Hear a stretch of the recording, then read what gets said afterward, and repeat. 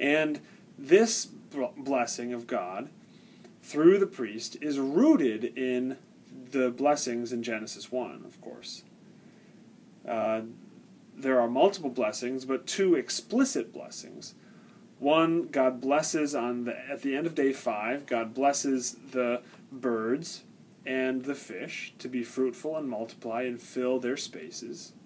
And then at the end of day 6, God blesses humankind to be fruitful and to multiply and to fulfill their space, to fill their space, the world.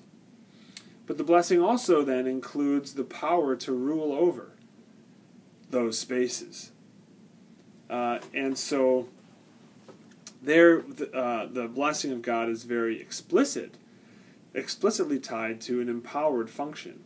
The humans, the Adam, humankind, is empowered through God's blessing to rule the earth in God's stead as an expression of God's rule, an extension of God's rule.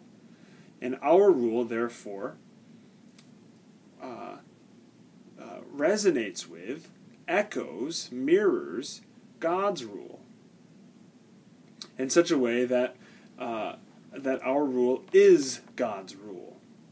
That's the desire. That's the design of Genesis 1. And so here, when the blessing of the priest goes forth, the blessing of God through the priest, it's a way of sustaining that original blessing, of continuing the continual empowerment of God's people to live into their image-bearingness, to live into their fundamental identity as God's people. And so, not only are the people blessed, but they're also protected or guarded or cared for. V'yishmerecha, and may he, shamar you. Shamar is this word with a constellation of meanings, but all around one basic idea, which is kind of watching over. And so the meanings are guard, protect, watch over, care for, keep, watch. All of these ideas. And so it's, in a sense, the blessing is something that the person receives internally. God's presence descending on them, filling them, empowering them from the inside. And then V'yishmerecha is more of an external protection from all kinds of things. Psalm 121 is kind of a center or locus of shamar, in that I think it's used something like 8 times in Psalm 121. Just the celebration of God as the keeper of Israel. The keeper, the guardian, the protector, the one who cares for Israel. And so there is certainly a connection somehow between Psalm 121 and the priestly blessing here.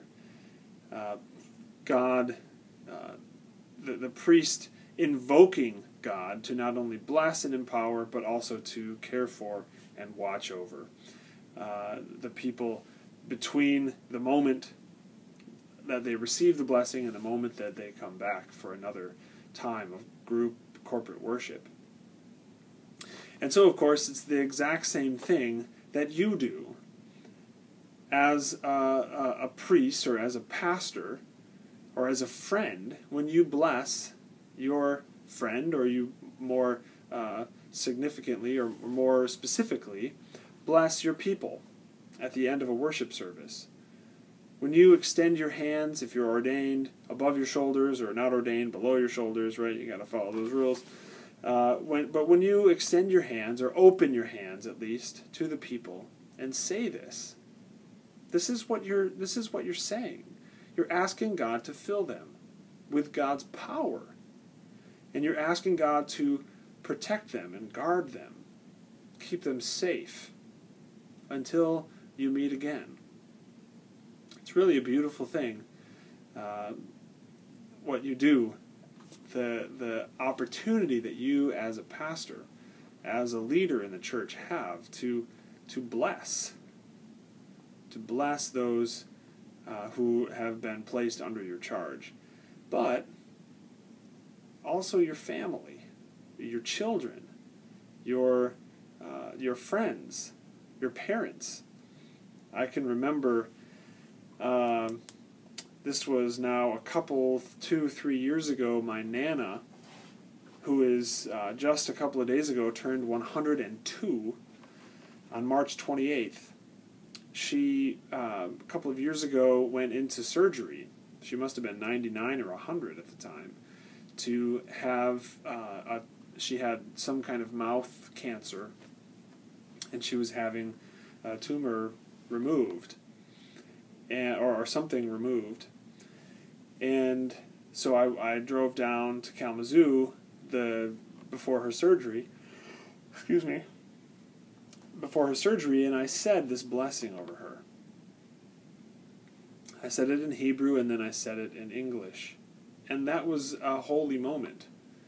Afterwards, my family kind of laughed at all the chas, but my Nana was deeply moved by this blessing. And I believe that she was actually filled, that she was filled with power. She was filled with strength, and she was surrounded by God's presence. Not because of anything that I did, but because that's the kind of God that we serve. And so I hope that you reflect even more deeply and nuanced than I have reflected here on these verses. But my ultimate hope is that you actually use Numbers 6:24 through 26 in worship settings or in your own home to bless your family, bless your friends. If you have a friend who's departing on a mission trip or moving to another city or something, to say, bless you as you go, in the name of our Lord. So, may you be blessed as you reflect on and internalize this blessing.